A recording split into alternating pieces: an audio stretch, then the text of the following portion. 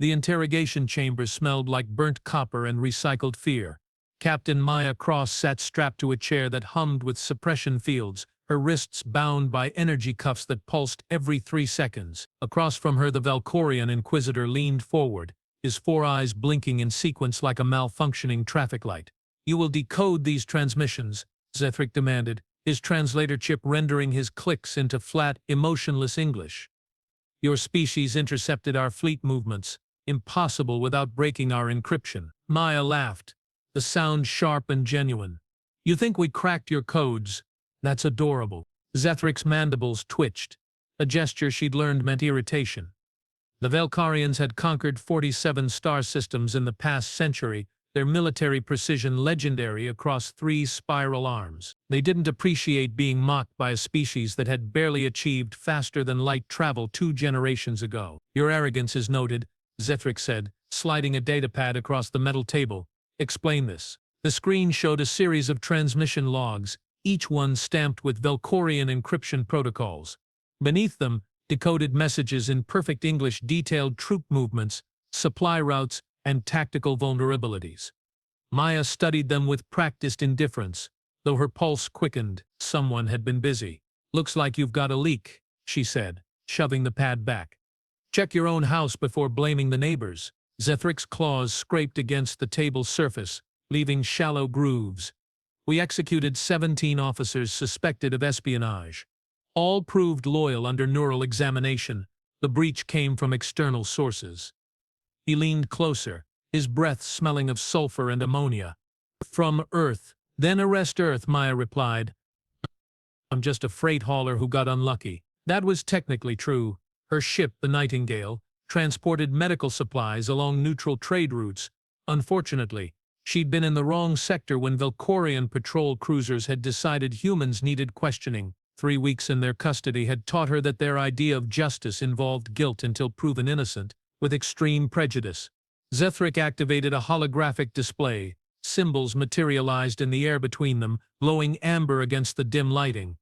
They looked vaguely familiar, geometric patterns that reminded Maya of something she couldn't quite place. These markings appeared in the data corruption that preceded each security breach, Zethrik explained. "Our linguists cannot identify the language. Our cryptographers cannot decode the pattern. You will tell us what they mean." Maya squinted at the symbols, her brain cataloging shapes and angles. Then recognition hit her like a plasma bolt to the chest. She fought to keep her expression neutral, but something must have flickered in her eyes because Zethrik's mandibles spread wide in what passed for a smile among his kind. "You recognize them," he stated. "Maybe," Maya said carefully. "Hard to say. Could be ancient Sumerian. Could be parking instructions from a shopping mall." "Do not mock me, human." Zethrik's voice dropped an octave, and the suppression field around her chair intensified until her teeth ached. 26 distinct symbols, repeating patterns, clear systematic structure. "This is a language and you know it." Maya did know it. The symbols were English letters rendered in a blocky, angular font she'd seen in old Earth archives, but they were backwards. Every single character had been flipped horizontally, creating mirror images that would confuse anyone unfamiliar with human writing systems. It was clever, devastatingly so. Whoever had sabotaged Velkorian communications hadn't used complex encryption or alien technology. They'd simply reversed the alphabet, banking on the assumption that an empire spanning dozens of worlds wouldn't recognize a trick so simple it belonged in a children's puzzle book. "I need water," Maya said, buying time to think. "Your atmosphere is killing my throat." Zethrik gestured, and a guard brought a container filled with liquid that vaguely resembled water but tasted like aluminum and regret. Maya drank slowly, her mind racing. If the Velkorians learned how easily humans had infiltrated their networks, retaliation would be swift and brutal. Earth's colonies, barely established, would burn. But if she played this right, she might walk out of here. Might even turn this disaster into an advantage. "The symbols," Zethrik prompted. "They're human," Maya admitted, watching his reaction carefully. "But not current human.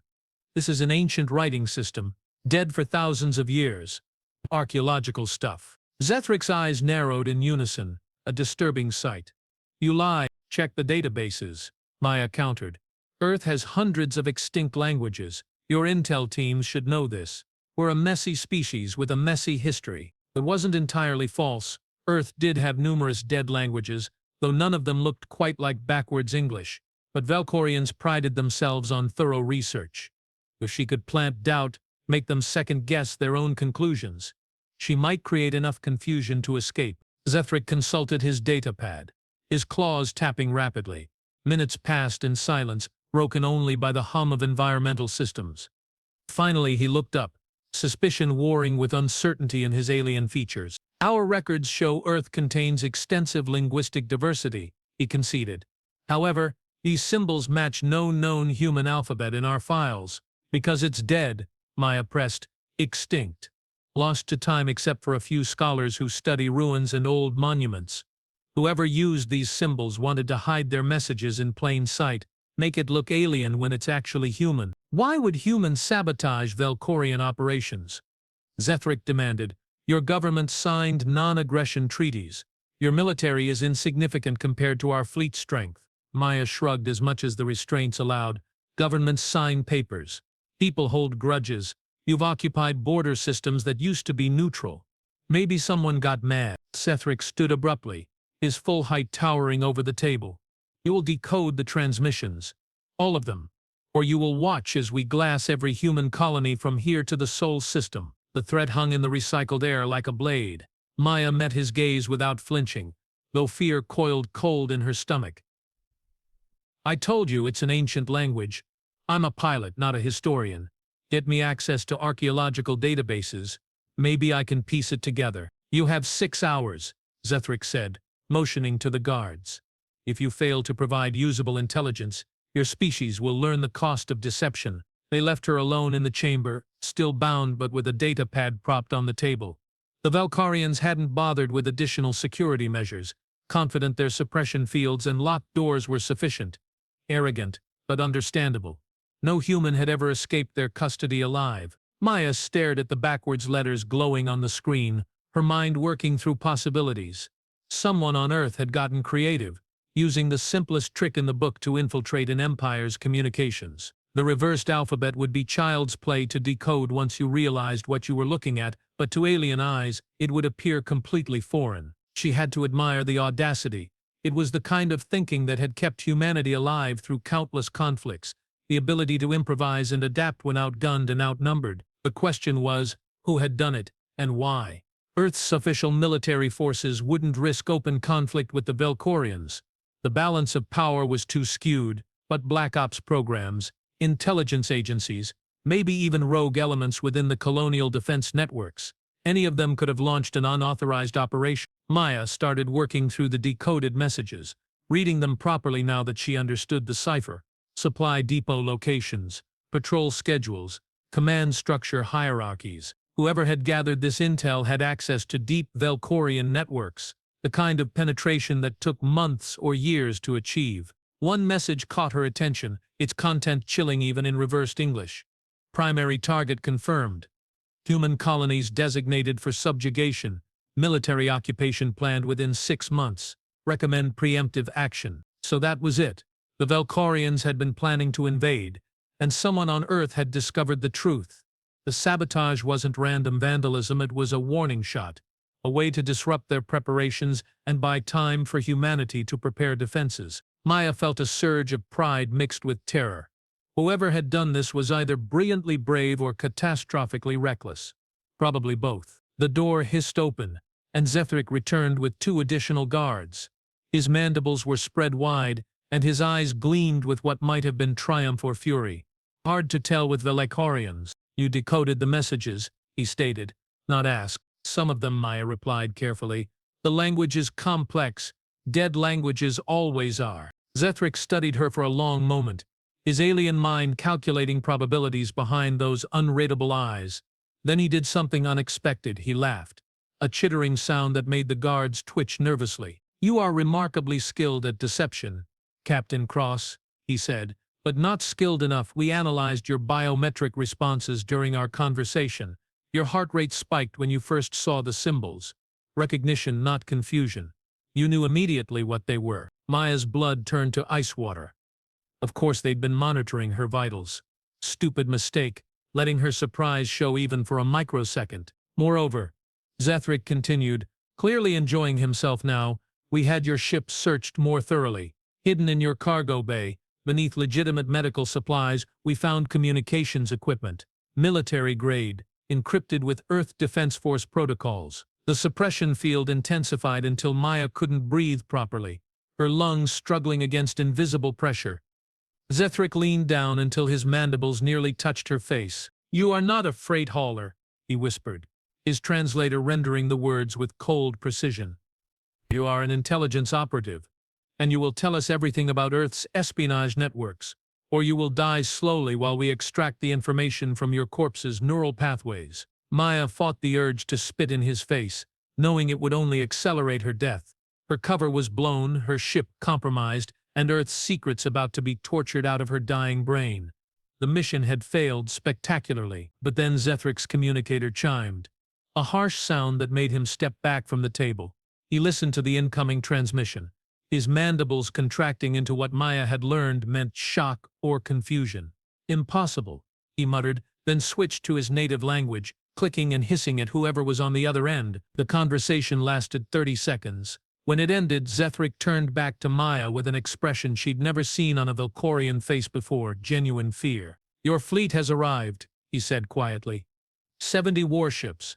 They appeared simultaneously across our occupation zones, dropping out of faster than light with perfect coordination. They are demanding your immediate release and the withdrawal of all Velkorian forces from neutral space. Maya's heart hammered against her ribs. 70 ships. Earth barely had 20 warships total, and most of those were patrol cruisers barely capable of deep space combat. There was no way humanity could field a fleet that size, let alone coordinate an attack against a military power like the Velkorians. Unless someone had been preparing for war much longer than anyone realized. Zethrik's communicator chimed again, more urgently this time. He listened, and his mandibles began trembling, a sign of extreme distress. When he spoke, his voice had lost all its earlier confidence. They are broadcasting a message, he said, looking at Maya with something approaching respect mixed with terror. In our language. Perfectly translated. They say if you are not released within 1 hour, they will demonstrate why humans call their homeworld a Deathworld. They say they will show us what evolution in hell creates. Maya felt a smile spreading across her face despite the pain from the suppression field. You should probably let me go, she suggested. My people get cranky when someone kidnaps their operatives. Zethrik stared at her for a long moment, calculations running behind his alien eyes. Then he gestured sharply, and the energy cuffs released. The suppression field powered down with a whine that sounded almost disappointed. Go, he said flatly. Tell your fleet we will comply with their demands. But know this, human, you have started something that will not end peacefully. The Velkorian Empire does not forget insults. Maya stood on shaky legs, rubbing circulation back into her wrists. Neither do we, she replied. That's kind of our thing. As guards escorted her toward the docking bay, Maya's mind raced through implications. Someone had built a secret fleet.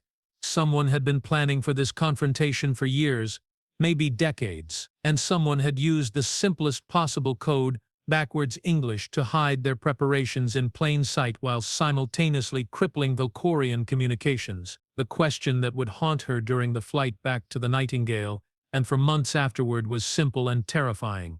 If Earth's government hadn't authorized this operation, then who the hell had? The debriefing room on the EDF carrier Valkyrie smelled like fresh paint and recycled coffee. Maya sat across from Admiral Chen, a woman whose gray hair and lined face suggested she'd seen enough wars to know when another one was starting. You look like hell, Chen observed, sliding a sexual ceramic mug across the table. Real coffee, not the synthetic garbage most military vessels served. I feel worse, Maya admitted, wrapping her hands around the mug's warmth. 3 weeks in Velkorian custody teaches you new definitions of uncomfortable. Chen's expression softened slightly. You did good work, Captain. The intel you gathered gave us exactly what we needed to justify the rescue operation. Admiral, with respect, I didn't gather much intel. I got captured, interrogated, and nearly executed. And since when does Earth have 70 warships? Maya leaned forward, exhaustion giving way to confusion and anger. I've been running supply routes for 5 years. I know our fleet strength. We can't field that kind of force. No, Chen agreed quietly. We can't. Not officially. The weight of those two words settled like lead in Maya's stomach. Explain. Chen stood and activated a holographic display. Star maps materialized, showing human colonies scattered across dozens of systems. Red markers indicated Velkorian occupation zones, slowly expanding toward Earth's territory like a malignant growth. 6 years ago, intelligence confirmed what we'd suspected for a decade. Chen began. The Velkorians were planning systematic subjugation of all human settlements. Not immediately, but eventually. They view us as primitives occupying space. They consider rightfully theirs. Old news, Maya said. Every species with a bigger fleet thinks that way. True, but most species don't have the resources or the ruthlessness to actually follow through. The Velkorians do. Chen manipulated the display, zooming in on a cluster of remote systems along the galactic rim. So a group of us decided that waiting for diplomatic solutions was suicide. We started building. Building what? Everything. Ships, weapons, training facilities. We called it Project Deathworld after what the Velkorians named Earth in their reports. Chen smiled without humor. Turns out spending 3 billion years evolving on a planet with higher gravity, more aggressive predators, and environmental extremes that would kill most sentient species makes you pretty good at war. Maya felt her worldview shifting, pieces clicking into place. The backwards alphabet. That was you, not me personally. But yes, Project Deathworld developed the cipher. Simple, elegant, and completely invisible to species that don't have mirrors or understand human linguistic evolution. Chen's smile widened.Zethrik's team spent weeks trying to decode what amounted to a children's game. Why not tell Earth's government? Maya demanded. Why operate in secret? Because governments talk. And talk means leaks. And leaks mean the Velkorians would have destroyed us before we finished building. Chen's expression hardened. We needed 10 years. We got 6. Your capture and the subsequent interrogation forced us to accelerate our timeline. Maya processed this, her exhaustion making thought difficult. So everything I did, every supply run, every transmission I carried, was part of the operation. Yes? You've been working for Project Deathworld since you joined the freight service. Most operatives don't know they're operatives. Compartmentalization keeps everyone safe. Betrayal tasted bitter mixed with coffee. You used me. We used everyone, Chen corrected, because the alternative was watching our species get enslaved or exterminated. I won't apologize for that. Maya wanted to argue, to rage against being manipulated, but another part of her understood the cold logic. Survival required sacrifice. It always had throughout human history. What happens now? She asked, finally. Now we negotiate from a position of strength. The Velkorians think we have 70 warships. Actually, we have 43, but theater and timing create illusions. Chen closed the holographic display. They're agreeing to peace talk, neutral territory, equal delegations. The whole diplomatic circus. They'll want verification of our fleet's strength eventually. Let them look. By the time they finish counting and analyzing, we'll have actually built 70 ships. Maybe more. Chen's eyes glinted with something approaching satisfaction.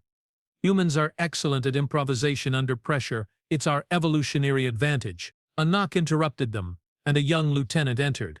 Her uniform crisp despite the late hour. Admiral, sorry to intrude. Captain Cross has a visitor requesting immediate audience. Tell them to schedule through proper channels, Chen said dismissively. Ma'am, they say it's urgent. Personal matter regarding the captain's family. Maya's blood chilled. Her family consisted of her younger brother, stationed on a colony world near Velkorian space. Send them in. The person who entered wasn't military, wore civilian clothes that looked expensive even by Earth standards, and carried himself with the confidence of someone accustomed to being obeyed. He was perhaps 60, with dark skin, sharp eyes, and a smile that didn't reach beyond his teeth. Captain Cross, Admiral Chen, thank you for seeing me. His voice was smooth, educated, dangerous. My name is Director Malik. I run a small organization dedicated to ensuring humanity's future. Project Deathworld, Maya guessed, among other initiatives. Malik sat without being invited, his posture relaxed but his gaze constantly assessing. I wanted to thank you personally, Captain. Your capture provided exactly the catalyst we needed to reveal our capabilities to the Velkorians. Maya's hands tightened around the coffee mug. My capture was planned, Not precisely. But when it occurred, we adapted quickly. Malik's smile never wavered. Your brother sends his regards, by the way. He's safe at the colony, continuing his work as a terraforming engineer. Brilliant young man. His innovations in atmospheric processing have been remarkable. The implied threat hung in the air like poison gas. Maya felt Chen stiffen beside her. Recognizing the message beneath the pleasantries, Malik was making it clear he knew everything about everyone, and that knowledge conferred power. What do you want? Maya asked bluntly. Continued cooperation. The Velkorians will honor the peace talks, but other species are watching. The Krillian Collective, the Tharian hegemony, even the mysterious archivists in the deep core. They're all wondering if humans are actually as dangerous as we've implied, or if this was elaborate theater. It was elaborate theater, Chen interjected coldly. 43 ships, not 70. Malik's smile finally reached his eyes, transforming his face into something almost predatory. Yes. But the Velkorians don't know that, and more importantly, they don't know about the other projects. The ones that make warships look primitive. Maya exchanged glances with Chen, seeing her own confusion reflected back. What other projects? Do you know why we called it Project Deathworld? Malik leaned forward, his enthusiasm genuine now. Not because Earth is dangerous, though it is, but because humans evolved specifically to survive danger. Our brains developed pattern recognition, so sophisticated we see threats that don't exist yet. Our social structures create cooperation under impossible stress. Our technology adapts and evolves faster than any other known species. He activated his own holographic display showing complex schematics that made Maya's head hurt. We didn't just build ships, we built AI systems that learn from combat faster than biological minds can process. We built nanomachine swarms that can disassemble enemy vessels at the molecular level. We built quantum communication networks that make light speed seem slow. That's insane, Chen breathed. Even with 6 years we couldn't, if we'd started from scratch. But humanity has been preparing for extinction events since we climbed out of the primordial soup. Every disaster, every war, every plague taught us new survival skills. We just finally applied those lessons to galactic-scale threats. Malik closed the display. The Velkorians think they rescued you to avoid conflict. Actually, they rescued you because our demonstration fleet was preparing to show them what real humans are capable of when properly motivated. Maya felt sick. You would have started a war over one captured operative. No, we would have ended a war before it formally began. Malik stood, smoothing his jacket. The Velkorians planned to subjugate or exterminate humanity. We simply showed them why that would be inadvisable. They attacked our operative. We responded proportionally. Proportionally? Maya's voice cracked.